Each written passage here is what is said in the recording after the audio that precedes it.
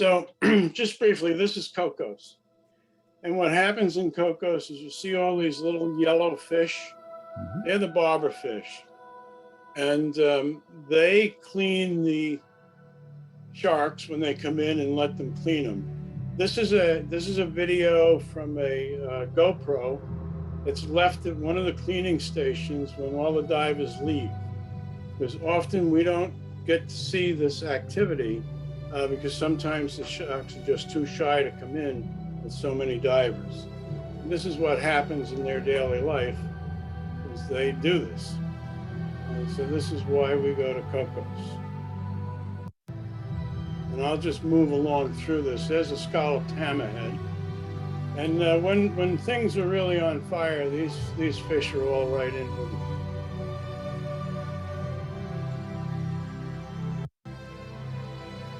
Another one. These other fish are, they're Galapagos sharks. That's the Galapagos.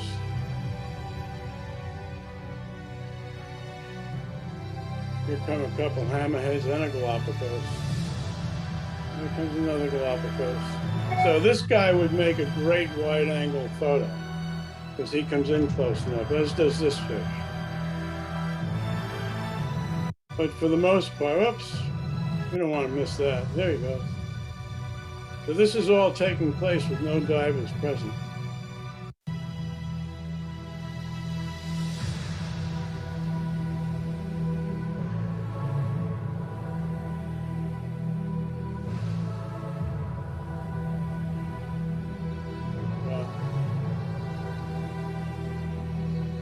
So I got one more little piece of this, and then I'll shut this off.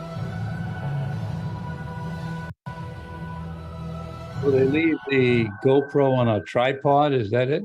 They leave it attached to a weight, to a dive weight. Yeah. So now you see how many sharks are here. And if you could see out in the blue right now, there's probably 100 sharks, 200.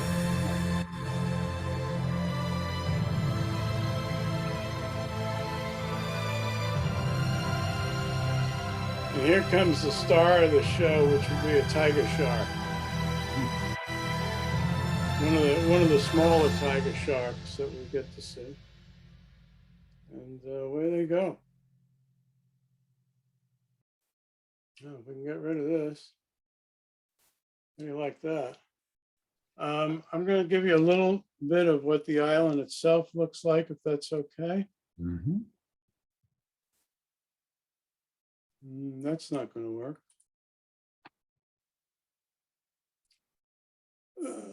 This should be it. Here we go. So this is from my trip. I suspect there's a lot of stock that they use here. That would be our trip.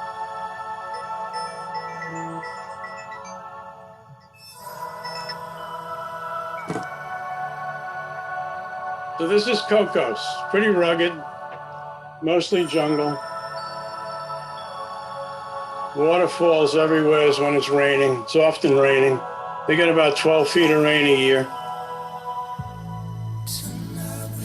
I'm told that they use some of these scenes for the opening of Jurassic Park. This would be Chatham Bay or Wayfair Bay. There's the ranger stations in there.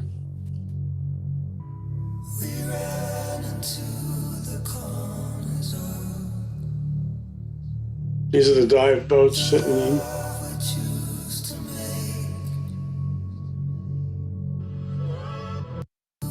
Just going to show you. These bays provide protection.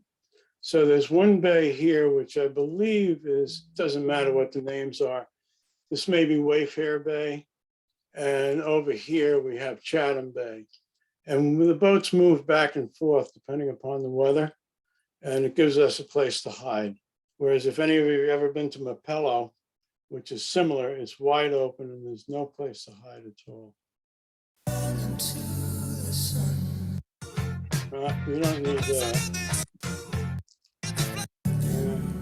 So that gives you a sense of what, that's the boat, and these are people.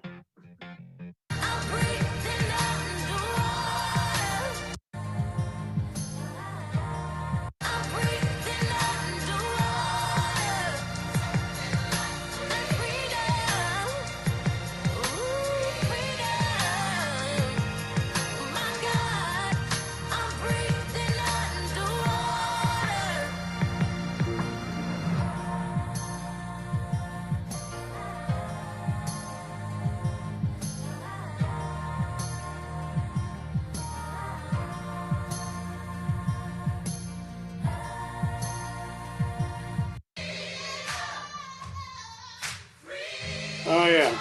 So what you're looking at here is a group of white tip males with one white tip female where they are trying to mate.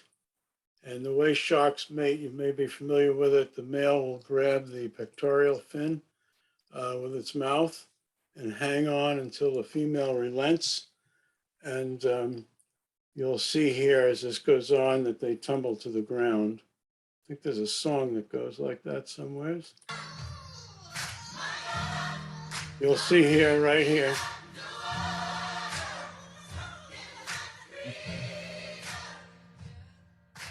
Now that was the end of that.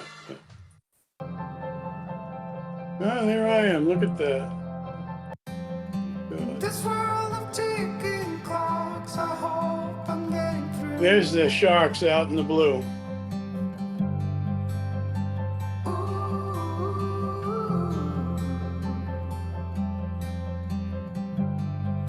That's probably a tiger going by again. They go by slow. So close your eyes. You need to hurry. Do you feel the same? So we can be everything we want. Oh, stop the clocks, the bees are humming in between the contrasts of our souls. Oh,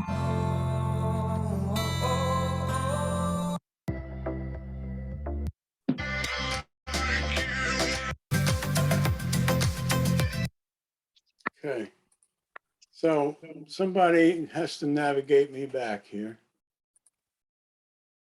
Get rid of that. Stop share. I don't want to do that yet. Well, you don't want to stop the share, do you? No, we're going to get the Lightroom up. So here's Lightroom. I Okay. can't see any. Is there any way that I can get that I have a view here of some of you folks? Of a view of what? Of us? Yeah, it's kind of lonely back here, you know? Okay, well, there's on the very bottom, the participants, and then you'd see the little thumbnails on the right-hand side of all of us. Are you on a Mac or a PC? PC. Upper right, there's a thing called View. Click on that. Yeah, I'm looking for it. I don't see it, Ellen. See share, participants. No. Let me try this. Right, copy link. No. All right. Well, let's just move on without You it. don't need to see us. No, well, you know, it's lonely back here. All We'll right. talk.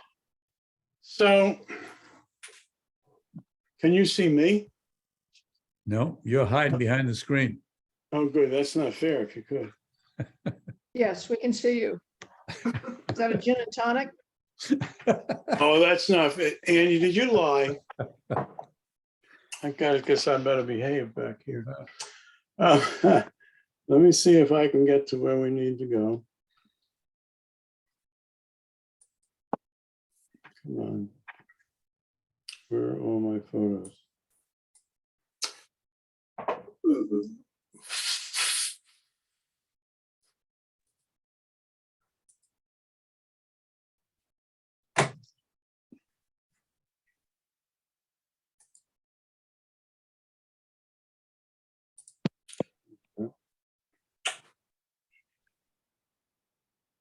Preview slideshow. Okay. Maybe this is going to do it. And maybe not. Okay. This will do it. Yep. Yeah. What I'm trying to do is get my bottom tray up so I can see what we got. And that's not working.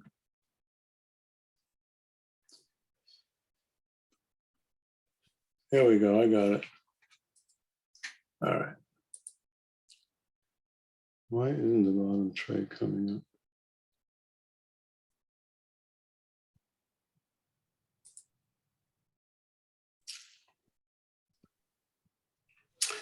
up? Okay. So the difficulty is I can't get back to the beginning of what I was doing. Is this the slideshow right now, Jim? No, I'm in the slideshow module, but however, I'm up to slide 25, and I'd like to get back to, Hit G, yeah, type G.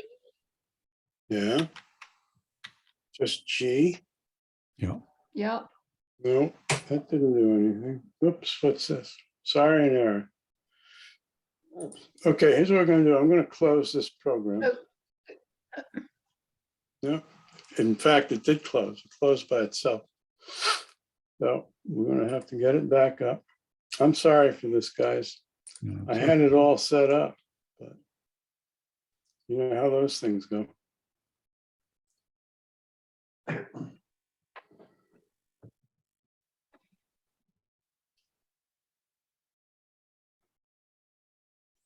Okay, now you get your So go Yeah. to the library or Yeah, as soon as I get there. There we go. This up. and then scroll to where you want to start. Yep, I get that.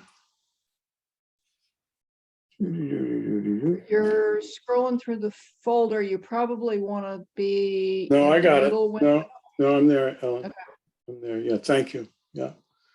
And so these are the photos that I picked out of the trip that we'll go through.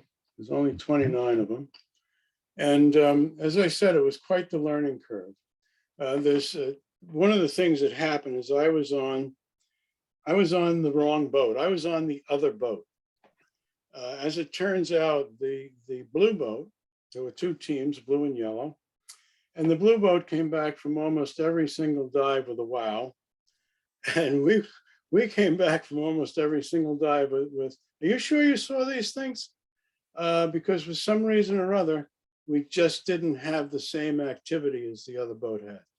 And so the limitation for that with wide angle photography is that unless you have an animal that's very close to you, and I'll show you some examples of where it doesn't work, unless you have an animal that's very close, given the wide angle nature of the lens, you won't get much.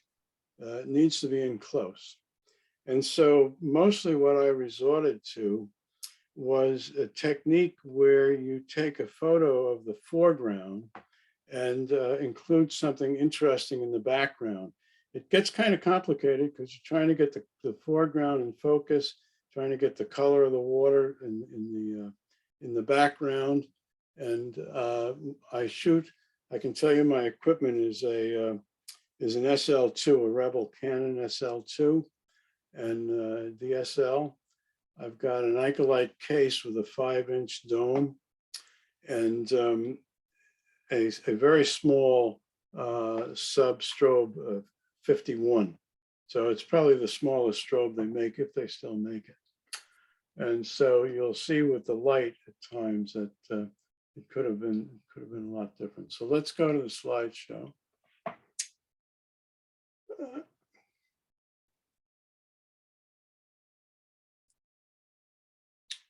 Come on, slideshow. There we go.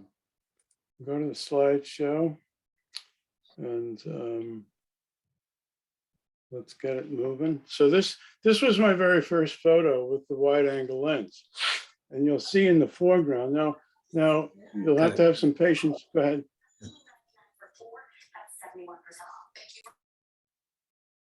Was somebody saying something? I think it was just the background on somebody. I muted them. Okay, all right. So this was interesting because it was my first photo and it's probably among the better compositions. It's not well focused, it's not well exposed, but you've got the foreground here very nicely. And then you have a background that's very active and full of fish. And it gives you a sense of not just the foreground that you're looking at, but it gives you a sense of the environment that you're in. And that's the piece that I really liked about this wide angle. The wide angle here simply gave me the opportunity to be able to get this whole animal at once. I was fairly close to it, and with a longer focus lens, I wouldn't have been able to do that. Most of these photos are as I shot them. There are few of them have a little tweaking with Lightroom, but I tried not to do anything too extensive. Again, here's where you try to get the background in as well as the foreground. It's a little mixed because all of this was fairly close to the camera, and the background, I'd have to work on this to understand better.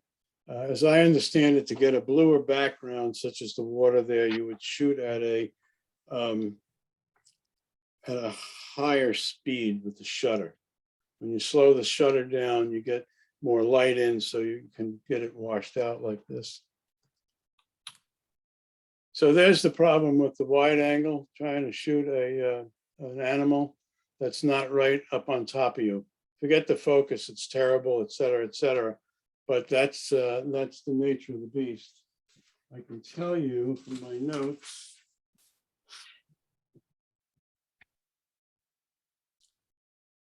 I can see what number that is. It's number 4. But that was at 17 millimeters. So that's at the top of the Tokina. It's a Tokina 1017 that I was shooting with. It's a fisheye, and that was at the top of it. So that would be as close in as I could possibly make it. Again, same issue. And here again now, I'm getting closer to what I'm trying to accomplish, which is to light this foreground and get the color of the water closer to what I would like it to be. Focus is what it is, and I can't make any excuses for that. You can see that this is open fairly wide. I don't have how wide this is, but given that you can see the lens, the dome cover, I would suspect that this is open to probably almost a 10 millimeter. This is a good photo, in my opinion, for what I was doing, because I've got the foreground and I've got these folks who are in the background come out very nicely. I like the color of the water. If I was photoshopping this, I would probably remove this figure. That's 17 millimeter, and it's 1/80th of a second, and it's an f9. And that was kind of the sweet spot. Same deal, just a second one like it. But you can see what the wide angle does in terms of how much coverage it'll give you. That it really picks up an enormous amount of the scenery, and it gives me a much. I like it that it gives me a great idea of what the environment's like, and that's everything for me. Here you can see the strobe is not well placed. It's my one strobe is on the left hand, and it was only getting the fish partially. But again, the wide angle lens allows you to get an enormous amount of things in the photo. That's shot at 12 millimeters. So that's really quite, the focal length on that is it's wide open. Again, foreground with a reasonably good background. Again, just the terrain and the environment. I like the color of the water. So here goes the problem that I faced the entire time, which is you can see that there's some sharks down here. But for a wide angle lens, it's an impossible shot. And I proved it. Here again, same issue. Same issue. Last of it. You get quite a bit of backscatter, particularly because I'm using one strobe. And I decided if I point right at him, maybe I'd get it. I got a lot of backscatter. That's wide open as well. You can see the edges. These would normally be cropped if I was trying to show people that I was a decent photographer. These are quite far below us. Most of the diving here is between 90 and 110 feet. When we get near Deco, we move up 10 or 12 feet and you get another 10 minutes and et cetera. So you keep moving up until there's no sense in going up any higher. And then we'll let go and go out in the blue, float around and see what comes by. This I just included because this would be a perfect foreground, background shot from a different angle because it's really a nice subject. It's very colorful. And this came out well. This animal was close enough, as you can see. We got the foreground was acceptable to me. We got some coral here and the barber fish and assorted other little snappers, and plus this animal. It's an eagle ray, and the background's not too bad. The color isn't too bad. These color of the rocks is not far off from what it is. It's a fairly, I hate to use the word drab, but it's not your Caribbean coral environment. This is what you shouldn't do if you're trying to do what I was doing, which was the camera was not up at a high enough angle. This improves it somewhat, that it puts the marble ray down below and it begins to open up the background. This is probably my best photo, I think. This is a frogfish. You can see its eye here and its mouth. If you can see its toes, it's got very cute toes, and also in the front. And the foreground is in pretty good focus. The colors are good. The exposure was good. The color of the water is acceptable to me.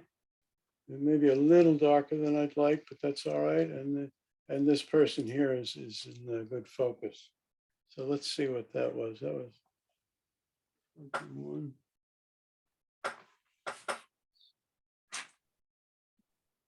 That was at 15 millimeters with a 125th of a second and an f13. So the f13 is what bluens the water down. Slow shutter, brighter water, faster shutter, darker water. This is a what not to do. Frogfish again. The strobe is totally off. There's a lot of things to think about all at once. The camera is the lens is pretty wide open. I would say that's, yeah, it was 10 millimeters. It's hard to shoot at that open. Don't do that. Remember click and clack? Don't do what my brother does. Don't do what I do. So this one here is not a bad photo. Again, the foreground come out pretty good with the barber fish. We've got a couple divers in the back here.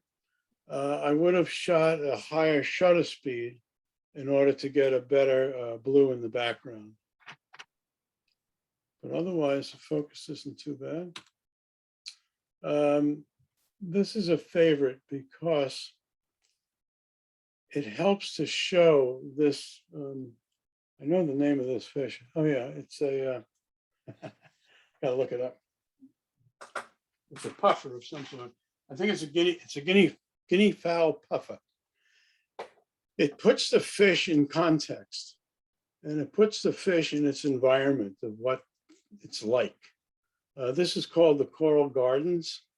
This is the coral. This is usually the afternoon dive because it's shallower. It's somewhere between anywhere 35 to 60 feet. So you're not pushing the deco limits at that point. I really like this one, given the nature of what the coral is like and having a diver in the forest, so to speak. Again, it's the wide angle lens that allows to get such a wide expanse of the environment. This is a video, but we can't see it. We're not going to show it. But the only point being is that when I looked at it, it's like, wow, look at this arc that goes right across. And I think some of that is the nature of the lens. And it gave it a nice effect. Again, you can get in a nice big school of fish, but you need light. We got enough light there, and this was fun.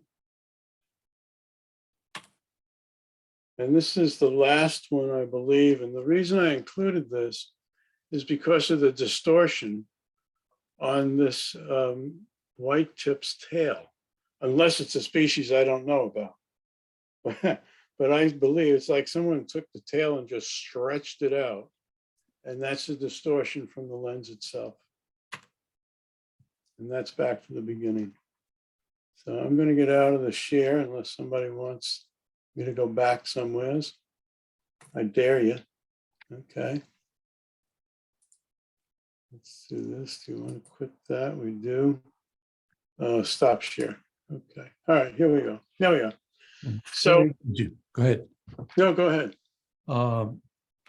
That's quite an exciting spot. That was Yeah. and very brave going there completely to a big dive trip like that, and using that equipment for the first time. That takes some guts. Yeah. Well, it's like my 7th trip there.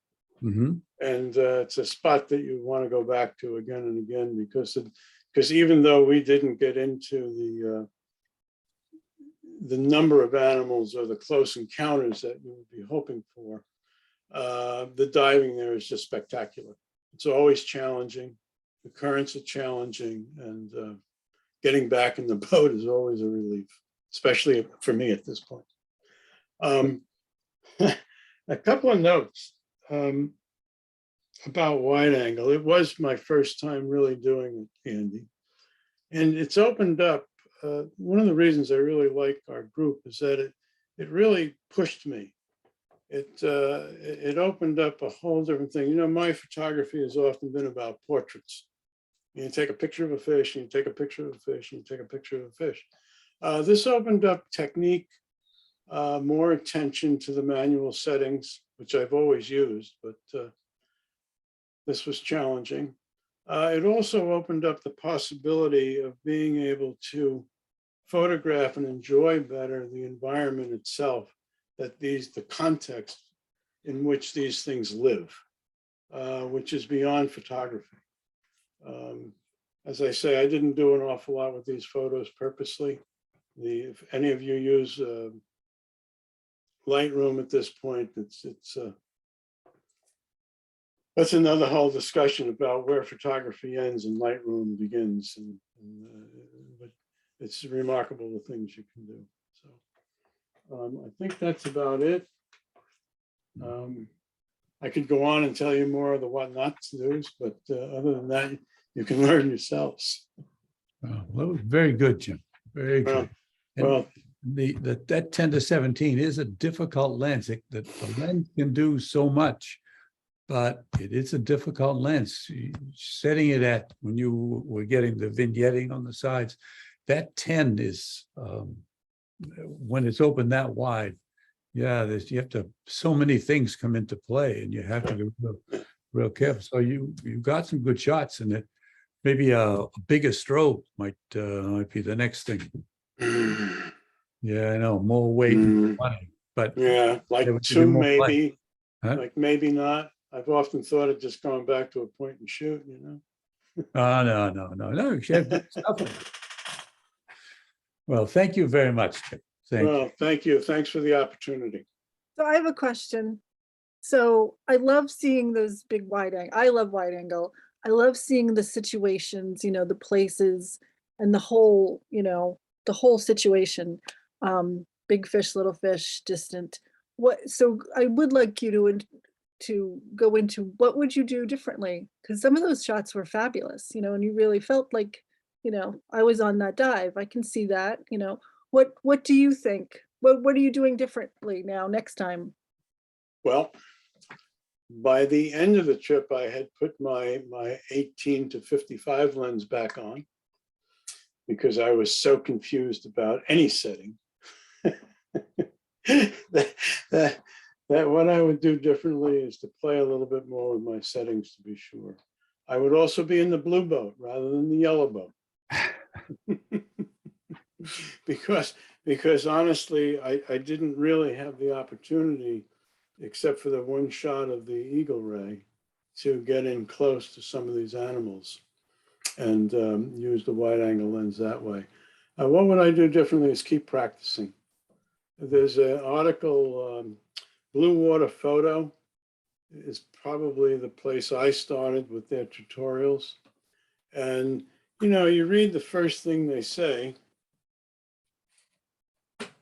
Or is it something come out of that? Yeah. Okay, the first thing it says, besides getting a wide angle lens and a fisheye lens and blah, blah, blah, blah, blah, is he says, you'll like this, Andy. 2 strobes. That was the number 2 thing that he said to get for gear. 2 strobes. And you can see why you need 2 strobes, because you've got such an area that you're trying to light in one way or another, that the one strobe is handicapping. Yeah. But that's the way life is. I don't know if I answered your question or not. I would Yeah. practice, more practice. But I like the fact that it opened more technique to me. I've not been a technique-y guy, and this challenged me to have to pay more attention. Very good. Very good. Thank But- you. But Jim, when the marine life, like the sharks, that was the goal, when they're not coming close to you and you have a 10 to 17 lens, which is so wide, then yeah, I mean, even if the shark were 6 feet away, that would shrink up. That lens would make that shark look very, very small. So it has to be close. So now you're in a situation that the sharks are timid and they're far enough away. Yeah, then now that wonderful lens becomes a curse. Accurate. That's totally accurate. However, we do have those kind of encounters. Yeah. Oh, yeah. That would be really close, but not right. You're carrying a lens for a long ways for a few shots.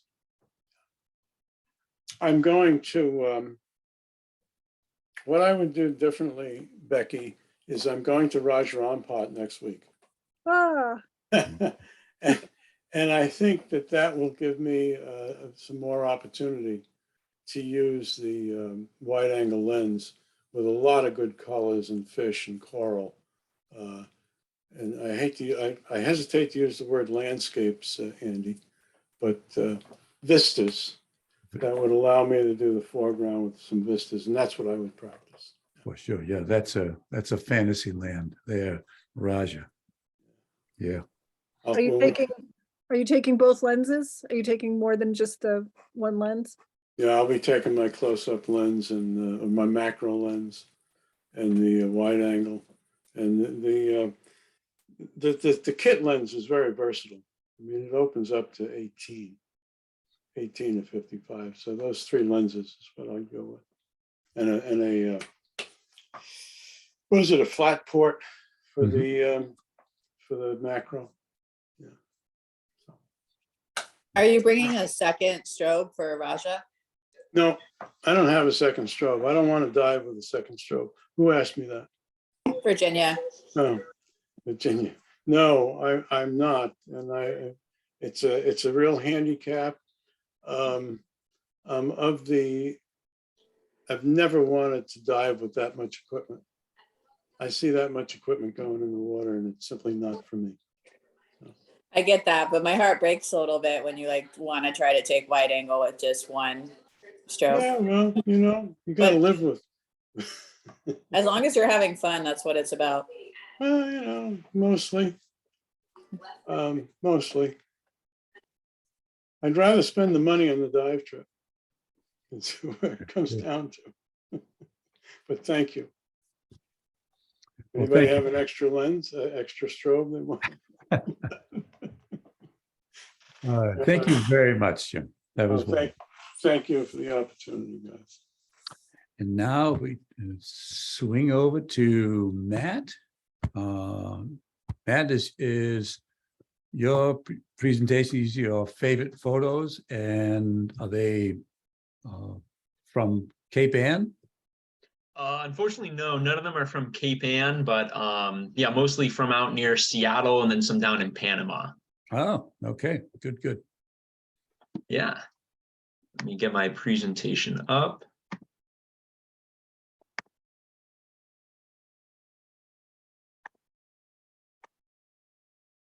All right, can you guys see that? Yep. All right, perfect. So as Andy mentioned before at the start of the meeting, this is my first presentation, definitely pretty new to the photography side. I do work at Undersea as an instructor, and in the last couple of years, I've been trying to get a little bit more into the photography side as I'm diving more in just a different aspect to the diving besides the teaching that I do most of the time. So definitely still very new at it, but trying to learn and gain as much experience as I can. So first, to go over my camera setup, I use the Olympus TG6 camera with that Olympus housing. I have a tray set up with my two flexi arms, and then I have two Gobi 1000 video lights. I'm hoping to upgrade those lights soon. They are a little bit dim, I find, most of the time, but when I first bought this camera setup, I was still in school, so was kind of trying to put it together on a budget and make it as affordable as possible. But I also end up doing a lot of very macro photography, getting real close to stuff, so most of the time I only end up using one of the lights and kind of pulling it right over the top of my camera and getting some top-down lighting. So I've actually thought that when I do get a new video light setup, I'm going to actually get rid of one of the arms, just so my setup's a little bit smaller, a little bit more maneuverable in the water for me, because I just find most of the time I'm not using that second light or that second arm there. These are generally the settings I use. I just use some recommended settings from Backscatter. Again, still very new with the photography, so these are kind of their recommended settings. They've got a great series of YouTube videos with recommended accessories as well as settings for all the Olympus TG camera series. So I just generally left it at this stuff. I don't know exactly what settings all these pictures were taken with, but usually I'd set up my camera with this, and then unless I accidentally bumped something in the water, would most of the time just be in this kind of area here with the settings. But to move on to the pictures here. So the first set of pictures are going to be from the Friday Harbor Islands, mostly off of San Juan Island. When I was in school, I studied marine biology, and I got the unique opportunity to take some classes out in San Juan Island, flew out to Seattle, took a bus a couple hours north to Anacortes, and then you take a ferry over to the islands there. Super beautiful area. The diving was very similar to what we have around here in New England, kind of mid to high 50s water temp, similar visibility and everything. So I felt very at home and very comfortable in the water there, and really enjoyed my time there. So let's take a look at some stuff. So first here, we have this kelp crab, the northern kelp crab. This picture I just really liked because of the kind of size of the crab. These guys could get to be about 1.5 to 2 feet wide. They have that kind of big spider crab like body, and they'd kind of be just crawling all over the sand and the silt down there. You can see my dive buddy in the background over here. You can see his arm and his light shining down over there. So I just really liked the depth of the image like that, having some context in the background. A lot of the water there was not a ton of flow back and forth. So you can see there's a ton of backscatter, lots of silt floating around in the water, as well as if you look at the actual crab, you can see there's kind of all that silt and stuff that's settled down on him as well. So there just wasn't a ton of water motion around there. So the tides weren't super strong, bringing water in and out. So just ended up being a very silty environment. Definitely had to be careful with your fin kicks. Make sure you're not kicking too much stuff off the bottom, especially when taking pictures there. And as you can see on the bottom, very gray with all that silt and sand and everything. So it was just really cool to have your light shine on something bright red like that. They'd really jump out at you as you were swimming along and taking pictures of them. So definitely a cool animal to see out there. Here we have a Monterey sea lemon. This picture I really liked just because you can kind of see he's crawling off of a big red kelp frond there and kind of going down onto that silty bottom there.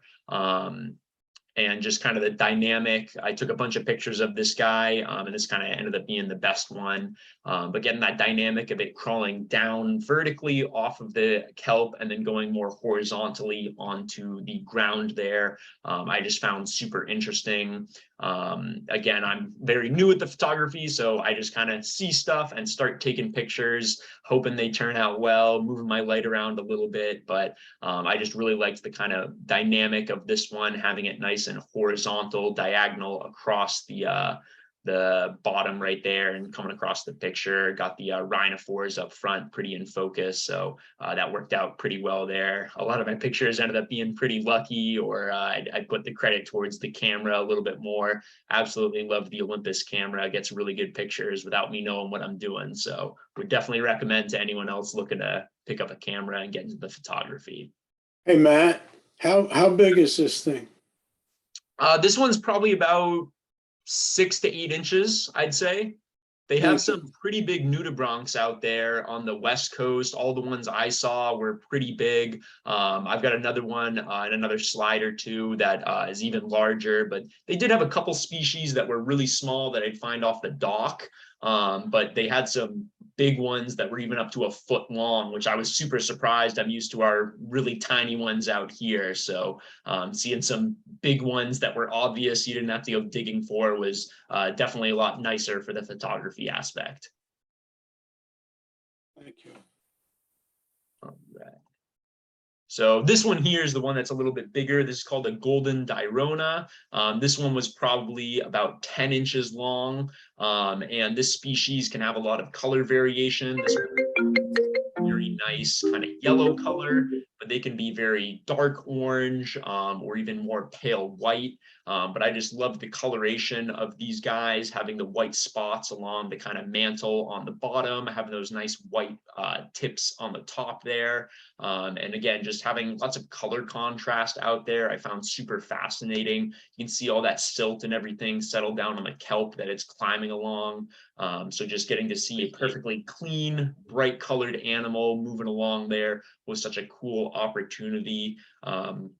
Really enjoyed taking pictures of all the nudibranchs out there. These were definitely the two most common species I'd find, as well as off the docks. Sometimes I'd even just kind of stick my camera under the water while standing on the dock, and you'd find some other really tiny ones under there. But when you're actually diving, I saw a lot of these guys, as well as those Monterey sea lemons as well.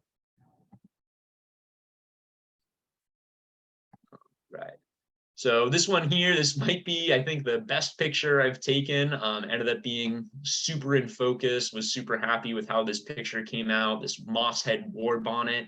I actually did not find this animal myself. I was taking pictures of a crab, something really boring, like 2 feet behind it, and I was sitting there taking pictures, and my dive buddy came over and he was pointing down at the ground. I was like, yeah, I'm taking pictures of the crab. And he was like, no, like right underneath you. And I looked down and it was like 6 inches from where I was kind of floating right there. So I backed up and ended up getting some really, really good pictures. I was really happy with how this turned out. I really like, especially with the macro stuff, getting really close to them and getting that good depth of field. So I was really happy with how you can tell the tail's a lot closer, slightly out of focus, but I ended up getting the head and that eye very in focus there. So I was just super happy with how this turned out. He was able to sit there and pose for me for a little bit. And I liked how his body kind of wraps around itself there. Ended up being really good depth of field, and being able to see that very sharp, crisp eye in focus was very, very proud of that one. Like I said, I think this is maybe the best picture I've taken. So ended up being very good there. All right, so those are my pictures from Friday Harbor. Next up, I've got some pictures from Panama. In Panama, I was in two different places. One was up here in Bocas del Toro. If you can see this map here of Panama, it's kind of in the northwest corner of Panama. It's a little chain of islands up here. Bocas is right in here, so that's where I spent most of my time. But our dive boat would go and we'd kind of dive all around this area here, all around some different reefs off these islands here. Went to the Zapatillas Islands here for a little bit as well. And then I also spent some time on the south side of Panama, as you can see up here, right here on this island of Coiba. It's actually a national park down in Panama. So we drove across Panama and then took a boat from over here on the coast. It was like an hour and a half boat ride over to Coiba. And as I mentioned, it is a national park. There's no permanent residence there. It's just a protected area. So it was really cool to see the reefs out there being in such a protected area. It's known for the diving and the marine life there, as well as it's a very popular area for surfing. So that's kind of the two things that it's known for when you head on out there. But definitely really enjoyed my time there on that island. So first up here, we've got a flamingo tongue snail. I was really proud of how this one came out. And again, just the vibrancy of the colors along a kind of soft coral that was very black and gray and dark colors. And there were tons of these flamingo tongues crawling all around them, making their way up and down the kind of arms there, eating as they moved along. So I really liked how this one came out with that bright, vibrant color. There's such a unique and beautiful animal there. Got a little extra backscatter in the water there, but definitely was happy with how in focus and colorful the actual snail turned out to be. All right, here we have a shrimp. Love taking pictures of the shrimp, able to get nice and close to them. This one turned out to be pretty in focus, sitting right there in an anemone. So it was just tons of fun. I always enjoyed taking pictures of the different shrimp, getting nice and close to them.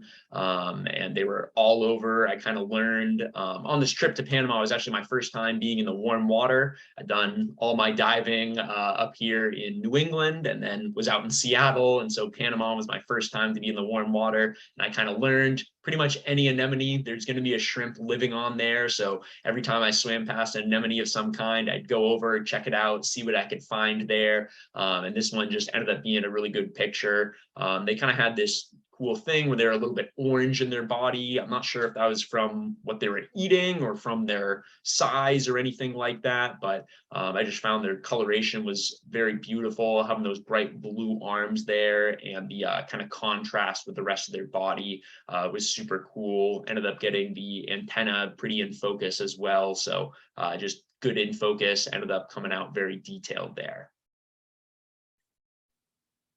And here we have another one of the cleaner shrimps, but this one's actually, so now we're switching over to Coiba. So this is on the Pacific side. And the ones on the Pacific side were all clear like this, as you can see, kind of going back. This one on the Bocas side and the Caribbean side was very orange versus on Bocas, in Coiba, they were very clear on their body. Ended up finding a nice club-footed anemone, and this little shrimp was probably only 1/4 inch long. He was super, super small. It was really hard to get him in focus as he was floating around and swaying on the end of this anemone tip there, but ended up being a super cool picture. Really happy with how that one came out. Getting the kind of context of the larger anemone in the background, being able to see the larger animal. He looks super big there as you get nice and close to him, but just ended up being a nice picture there and getting you good context of kind of the size of the animal if you're familiar with that type of anemone or the size that it would be. Matt, we have a question in the chat, and she's Yeah. asking if you use a specific lens, or is this just the macro setting on the TG? Yeah, this is just the macro setting on the TG. I use the basic like microscope mode on the TG. It works well. Yeah, like I said, I put a lot of credit towards the camera. It's pretty much point and shoot. If you're using those backscatter recommended settings, as long as you take your time and have the lighting right, pictures usually turn out half decent. So definitely been very, very happy with that camera. All right, so here, this is a trapezia crab in a Poeciloptera coral. Also very happy with this picture. Again, I really like the depth of field with the macro. So I took this picture completely vertical, looking straight down into the coral. I was able to go around, and this is a symbiotic animal. So this animal, this crab, lives in this coral, and anytime a crown of thorns sea star or anything like that might come over top of it and will start trying to eat the coral, the crab goes up and pinches it and kind of defends its home there. So the crab gets somewhere to live, the coral gets something to defend it from predators like the crown of thorns. Fortunately, we did see tons and tons of the crown of thorns down there, so definitely was a big problem for their coral populations. But I just really, really liked how it kind of looks like he's hiding away down there. You get some good corals in the foreground that are kind of slightly blurry, slightly out of focus, but you can definitely see his bright, vibrant color, that nice red orange. These crabs were kind of all over the place, and just super cool animals to be able to study that different interaction that they have and different ways that they supported the different coral populations and the in the area there. So this, I believe, is a signal triple fin. I wasn't 100% sure on the identification of this one, but based off the ID books I was using, I believe it is a signal triple fin. There are a couple species of triple fin there that aren't super common. You can kind of see he's got the 1, 2, and then the 3 fin right there. So it was definitely a triple fin. This guy ended up posing for me on the top of a rock for a while, took tons and tons of pictures of this guy, was able to mess with my lighting a little bit more to get him nice and in focus, good coloration there.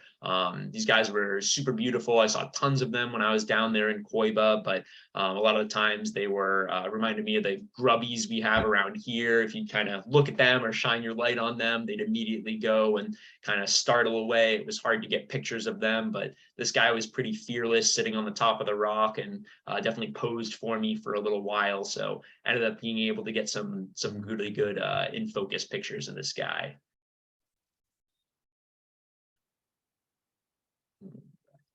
And then my last picture here, this is a barred Serrano.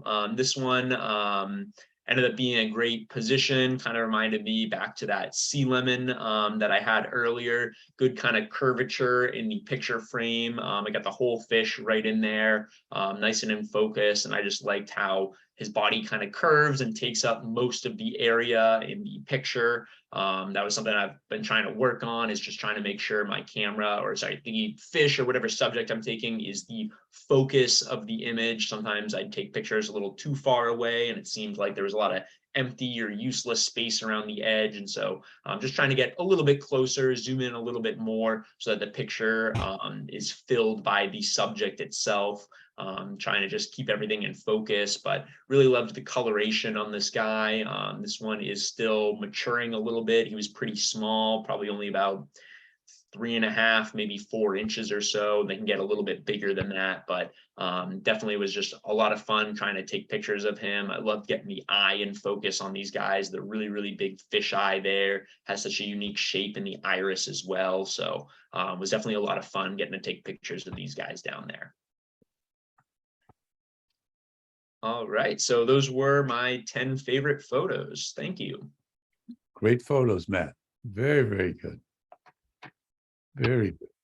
You really have quite a variety. What a variety, and you seem to have mastered the TG. Yeah. No, Still learning a lot, but well, we all are. Does anyone have any questions for Matt? I was jealous. I've never been to that, the Friday Harbor and that. But when you're talking about the size of those nudibranchs, my God, giants, 6, 8 inches or something. That was yeah, pretty I nice. was definitely very surprised by that when I got there. Like I said, I'm used to the real tiny ones and looking really hard for them, and you just be going along and everything's gray and silty, and then you see this bright yellow, bright orange thing, and whoa, it was awesome to be able to experience that. We can corroborate what he's saying there. We're just out in Puget Sound, saw the same things. Just amazing, the invertebrates out there. Yeah, super, super cool. Loved it out there. Would love to go back. Hey, Matt, did you have to dive at slack tide there? No. Most of the spots, we did one boat dive that we had to because we went a little further from one of the islands, but a lot of the tidal shifts that they had right next to shore, especially when we were diving off the docks and everything like that, was not too severe.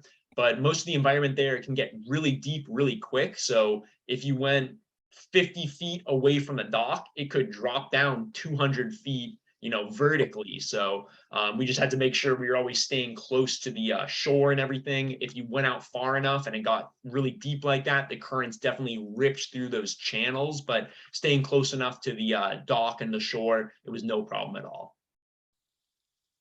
Well, obviously you had plenty of good photographic opportunities, so it's a good idea, good planning, and great pictures. Yeah, Thank you. great pictures, man. I love the focus.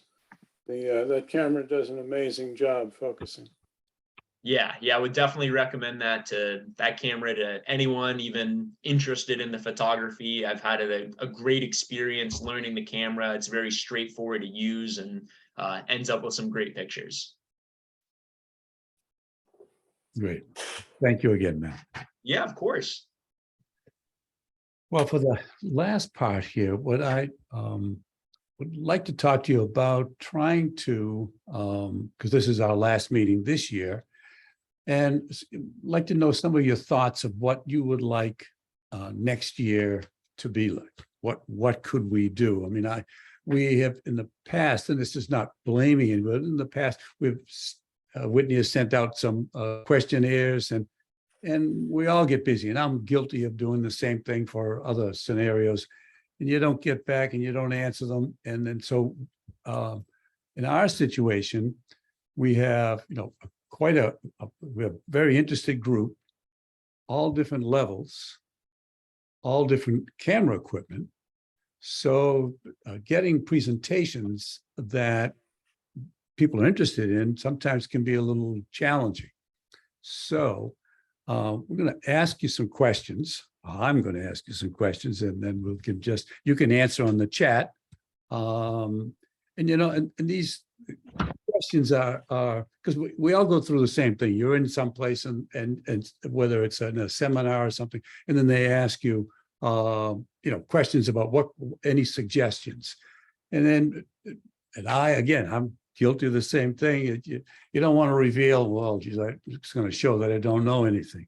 Or the suggestion only pertains to me, or it's something that we've already covered. Well, yeah, it could be a topic that we've already covered, but everyone is on a different level. And some people are fairly new to the Photo Society. Others have been from the very beginning. And so, at one time I was talking to Chuck about this, and I said that if we've already covered a topic, I kind of hesitated. I'm hesitant about doing another presentation. And Chuck mentioned that it's a good idea because people could either get a reminder, a little refresher, or they're new to the Photo Society. So for thoughts about next year, and there's a bunch of different categories here, but How many are interested in, I mean, I go point by point, in something on Lightroom? Do you use Lightroom? Are you interested in presentations? In other words, should we have more presentations on Lightroom? So if you could answer that on the chat and just say, simple yes or no, that would help. And then the same thing with Photoshop. Now, some of our Photoshop presentations, I think, try to cover a lot, and then maybe some people got lost. So I think in the future, if we do have anything on any photo editing, what I'm thinking of would be a good idea is to cover 1 or 2 points or topics, and then give several examples of that, so you get to learn better. I mean, that's the goal. So that even if it's only one topic or one facet of whether it's Lightroom or Darktable or Photoshop, anything, just one thing, and then a lot of examples so that we can learn. So if that's of interest, please chime in.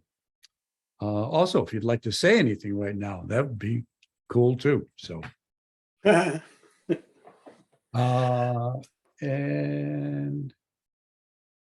okay. So So Andy, Andy, to address the people that are less familiar and people that are more familiar, maybe when we have a session, say if we're going to have a Lightroom session, have 2 parts. One is a basic, which the more advanced people will amuse themselves, and then one for advanced editing. The people that are starting out can tune out of that, just to try to mix up the 2 different levels or multiple levels. Yeah. So something for everyone. Yeah. Good. so Ellen, I was going to say the Lightroom is actually still an evolving product, and there's always new features in there, and some features actually work quite well with underwater photography. And it's not something it's brought up a lot. Is hey, there's a new thing that actually instead of doing 10 steps, you can now do it in 2 type thing to make things easier on people. I'm not too sure if that falls into intermediate or advanced though. But just the use of some of those new masking things with Lightroom, that could be made made for beginners or advanced too. It depends on how far you want to go on the masking, so to speak. It seems to me if you do something with Lightroom, you'd have to do it in some kind of graduated way, to do a basics and then do, the modules, and maybe a module at a time before you get to masking. Because I agree with, I think it was Finney, that masking is an incredibly powerful tool now in Lightroom. However, having said that, I just was in a workshop online, I think, about it, and it's horribly confusing. And you can get lost really quick. And so you would need to build up to that somehow. Okay. And on that same topic right now with Lightroom, there's anyone who's interested in learning about Lightroom, I mean, obviously we'll have presentations, but something I would recommend is go ask Erin. So go ask Erin.com. She has a pile of free tutorials, and then others that you could purchase. And I find them very, very helpful. But it's a lot of material. And I think you really have to have some facility with Lightroom to begin with before you can keep up with Erin. I'm a big fan here, Ellen. I'm a big fan of Erin. I understand her a lot, and I'm also newer to this group, so I am interested in what presentations are available and what I could also do to help this group. But another resource besides Go Ask Erin is Insider Divers by a guy with the name of Simon Lawrence. And he has some really great videos also dealing with Lightroom and Photoshop, but it's a slightly different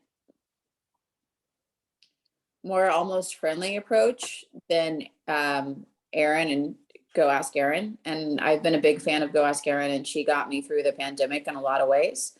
But I also think Insider Divers is also a good resource. And what is that? Insider Divers? Insider Divers, a guy by the name of Simon Lawrence, Lorenz, Lorenz, Yeah. is a presenter of it, and some of his they're on YouTube, and some of his videos for Lightroom and Photoshop are spectacular. All right, good, good. There's a couple others that that I know of that I will get the name out to you. I mean, they're not underwater, but it is Lightroom and it's an easy presentation. But so I'll get those out. Andy, Yep. just on another note, and it may not be fair to the group, but for me, I just get a tremendous amount out of putting myself in the position of having to do something Mhm. and having to push myself in directions that I don't usually. So just having said that, I think there's a place for that in whatever the thinking is here, to see who would like to walk the plank from time to time. Well, a plank is quite an analogy. You say you want to present more. Well, I yes, I would do that, but that's what got me in trouble last time. But yes, I think there's a place for that. I don't know how Matt feels about tonight for himself, but I know for me, it really pushed me in directions that I'd like to follow up on. Well, that's good. That's very good. Yeah, I'd love to present again in the future. Good. I'd like to have both of you present. So, and also Virginia. So at some point at the end, stick around so I can get some information about you, Virginia. I don't know. Are you local? I am now. I've been here since the pandemic. Okay. Andy, one thing that we did a few years ago that I found very helpful, whether I was walking the plank or watching others walk the plank, was Yeah. for people to bring trouble photos Okay. Yeah. and Yeah. and have suggestions. I think that could come in two varieties. One is the photo itself, and then the other is actually developing it. I found both of those extremely helpful, even when they weren't my photos, and Lord knows we all need that. All right. Good. Very good. Yeah, Yeah. Yeah. Remember before Daryl was doing a lot of that. Would Oh, yeah, be, that's fun. Yeah. And So- Ellen's very good at that also. Yes, yes, the two of you. Well, good, good, good, good. Yeah, because for a while that was a regular feature, if you want to call it. Once a month we had that, and people would bring in their photos and okay, yeah, that's good. And I like, people like to challenge us too, which is also the fun. What? And this photo be saved. Let's see. Well, I was referring also to the composition, Mhm. whether it's the composition or the editing. lighting or all of that stuff. Okay. I think that could help as well. And Jerry used to do some of that too. We haven't seen him in years. No. Right, talk to him. yeah, I remember somebody in the shop, when we were back in the shop, when I first joined, would present a photo and then go through the steps that he did with Lightroom. At that time, it was pretty muddy for me, but he'd say, I did this, I did that, I did the other thing. And that was pretty interesting. So they're walking you through what they did. Yeah. Okay. Or didn't do. And a presentation like that would lend itself to all levels. Because then you could begin and do some of the basic things, which someone who is new can identify with that and maybe not really be ready or want to get into the more complicated part of it. but yeah. Okay. And then we've had photo dives. We had one a few weeks ago. And is that, when we had it, because it got postponed because of storms and availability. And then so we ended up having it quite late. For those of you that dive locally, is that something that you would like to do a few times during the diving year? I mean, in other words, like say springtime to the fall, is that?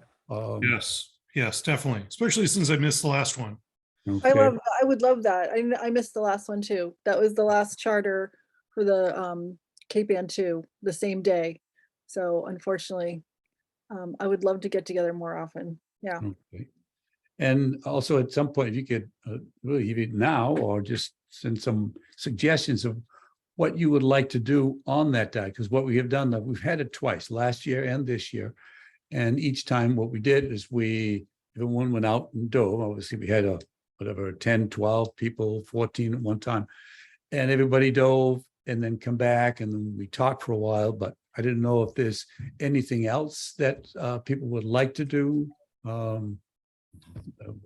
regarding photographs. Think about it. And if there's something, drop Whitney a line and she'll pass it on to me. So think about if there's any way that you could make it that sort of activity more beneficial, interesting, or fun. So, what else? What else would you like to see next year look like? Next year, I think. Chuck, you're our historian. And I don't know whether it's like our 18th or 19th year, maybe, something like that. Oh, gosh. Something like that. I know you told me before the last time and I was going to try to remember, but I can't remember. I'm getting too old.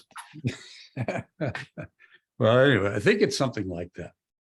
Anyway, so that if there's other things that in the meetings that you would like to see, because it's up until this point, it's been editing and then showing photographs of and like both Jim and Matt did this tonight. You talk about what you were trying, how successful you felt you were, or what was the goal, what camera or lens you were using, so that others can benefit from it. So I asked myself, is there something else? Is there something else that people would like to see that would be helpful? And if there is, How about photos that are completely edited? So Mhm. the quality of the photo is just dependent on the techniques for taking the photo.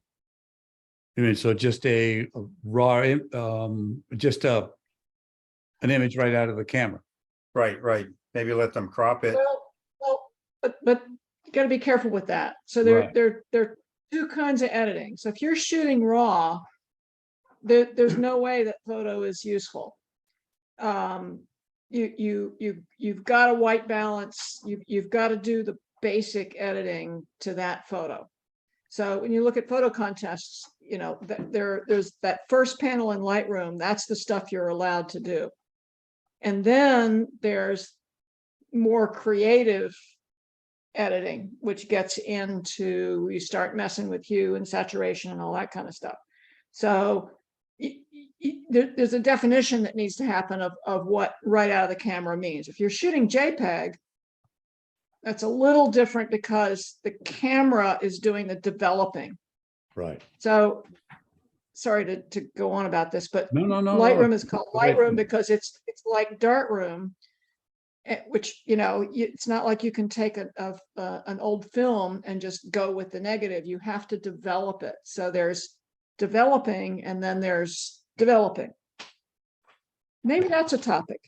Well, I think what I'm talking about is just, you don't have Lightroom. Just take the photo with the camera. Yeah, but see, Chuck, Yeah, I think if I could butt in, you know, the camera, if you're shooting a JPEG, the camera has these preferences that it makes for you. Now, you could tweak that in the camera and say, I want more contrasty pictures. I want brighter, vivid colors. And then every picture that you take will have vivid colors or be contrasty or whatever. But it's coming right from the camera. The camera is doing it.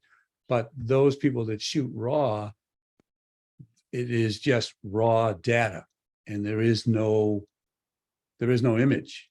So you need something to be able to do it. So you can't print a raw image. You know, it doesn't. You're using a JPEG to see it in your camera, but it isn't. There isn't anything there. You have to do something. So I think I understand what you mean, Chuck, about you want to see pictures that are before we edit them, but it can't happen. Not if they're shooting raw. You have to do something. So when I think shoot, maybe that's a session that we ought to have, is what raw is, what JPEG is, what developing is, what enhanced developing is, where you draw the line. Sure. good idea. That's- Yep. Yeah.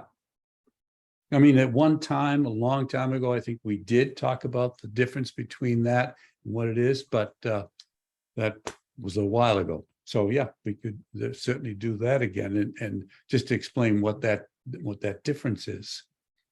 And yeah, and like Alan says, in a photo contest, you're only allowed to do just the first part, which is just based of Lightroom, which is just, you know, some minor tweaking, you know, contrast, light and dark, to get it to what you saw. And then there's all kinds of other stuff that the creative element, and that's something that you're not going to do with a JPEG as well. Yeah. The difference is night and day, you know, with just a few tweaks within Lightroom. Oh, yeah. I mean, saves so many photos for people. It's worth understanding at least the basics. And I think everyone has very good points. I mean, the downside of RAW is you're condemned to the computer. You know, you have to spend more time at the computer. Where JPEG, you can just take it right out of the camera, out of your phone, and go on the road. You know, so you're fine with it. Anyway, yeah, that sounds like a good topic for a future presentation. I'd like that because I've got a ton of questions right now. Okay, write them down. Which I'll hold for now. Does anyone else have anything else they'd like to add or something that we could look into? Again, you can contact Whitney to give you my email, and you could do the same to me. Let me know what you're thinking. If you have any thoughts about anything, anything different or anything else that you want to add with this, or any ideas. If I don't like the idea, I didn't see it, you know. You might put a note down to just talk about equipment. I mean, Matt was very clear about his TG6. Yep. And, you know, we might just have some brief presentations on what equipment does Okay. and how heavy some of it gets.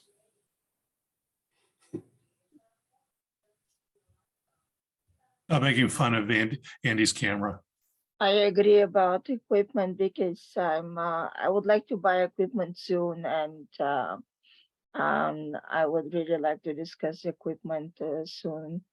Maybe at the next meeting. I don't know when that would be. The next one will be in January. So we Yeah, don't I'm need. planning a trip probably end of January to Thailand. Oh, okay. Well, I could, we talk to Whitney and I'll give you my contact information and I'd be glad to give you my opinion or make any suggestions that would help.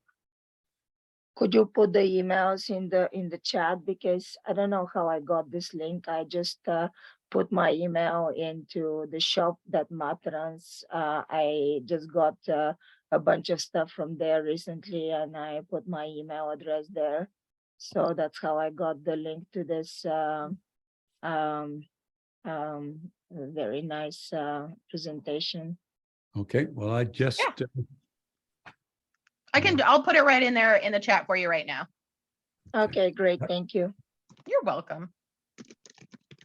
Antonia, where are you from? What part of the country? I live in Belmont. Oh, okay. Oh, so you're local. Yeah. No, okay. Okay. Anyone else for anything? Okay, well, as I mentioned, and as you know, that November and December, we don't meet, but we will meet in January and I look forward to seeing everyone in January. And thanks for making this a good year. And enjoy the next 2 months. All right. So see you all next year. And again, thank you again for coming. Thanks, Andy. Thanks, Thank Whitney. you. Thank you. Thank you. Thank you. Have a good Thanks again, vacation. Jim. Thank you. Thank you, Jim and Matt. If you're still on, thank you guys. Thank you, Andy. And Jim, have a great trip at Raja. Yeah, it's gonna be a good week. 6 Fabulous days place. in 6 days in a resort and 12 days on a transit. On what boat? Yeah, from Ambon to Sarong. Oh, excellent. Excellent. Hope so. And Andy, you should have a good time in Cuba. Yeah. Oh, I think you may have a good time in Cuba too. well, Yeah. Yeah, Mike and Ellen and my wife Candy and I are going in a week, a little over a week to Cuba. you'll So love it. Can you get to Havana while you're there? we will. We'll spend a Good. bunch of time in Havana. Good, good, good. They're wonderful people. Anybody need any cigars? Yeah.